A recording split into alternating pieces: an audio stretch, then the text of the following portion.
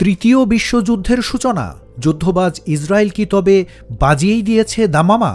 ইসরায়েলের সিরিয়া হামলা নিয়ে বড় প্রশ্ন। ঘটনার 10 দিন পর জানা গেল এক ভয়ঙ্কর তথ্য। 16 ডিসেম্বর সিরিয়ার উপকূলীয় শহর তার্তুসে ঘটে গেল একটি বিস্ফোরণ। এটি কোনো সাধারণ হামলা ছিল না, অস্বাভাবিক কিছু একটা ঘটেছিল। ওই হামলায় একটি অস্ত্রাগার ধ্বংস হয়ে যায় এবং স্কার্ড মিসাইল তৈরি করার ব্যবস্থা নষ্ট হয়ে যায় বলে জানা গেছে।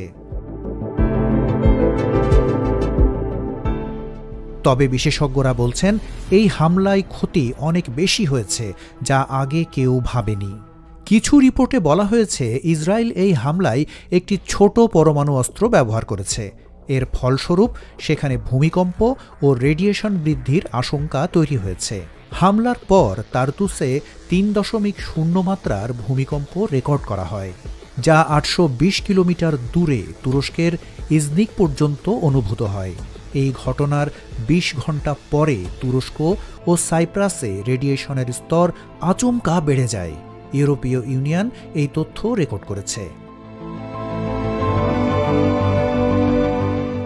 বিশেষজ্ঞরা একে একে বের করে আনছেন চাঞ্চল্যকর তথ্য।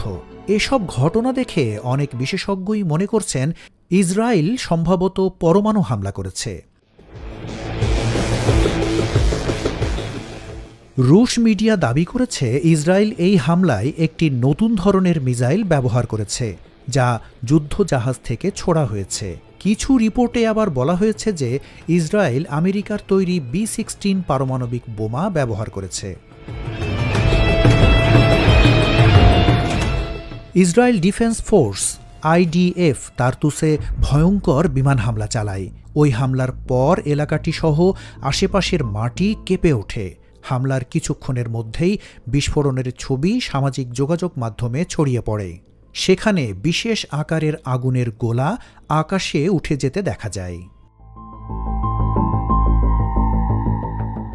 পশ্চিমা সংবাদ মাধ্যমগুলির প্রতিবেদন অনুযায়ী 2012 সালের পর সিরিয়ার তার্তুসে এত বড় বিমান হামলা চালায়নি ইসরায়েল।